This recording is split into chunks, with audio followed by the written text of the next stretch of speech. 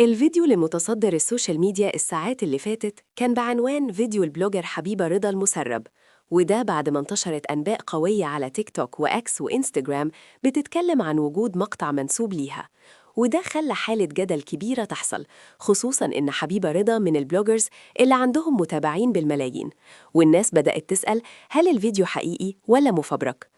وبعد متابعة ورصد اللي بيتداول اتضح إن الحكاية كلها داخلة في اتجاهين. أولهم إن في مقاطع معمولة بتقنيات الذكاء الاصطناعي وديب فيك بيتم فيها تركيب وش البلوجر على محتوى غير لائق، وده بيحصل كتير بهدف الابتزاز أو جمع مشاهدات. والتاني إن في صفحات بتستغل الاسم وبتنشر عناوين مضللة وروابط وهمية بتدعي إن عندها الفيديو الأصلي، وبتطلع في الآخر إعلانات أو روابط ممكن تضر حسابات الناس.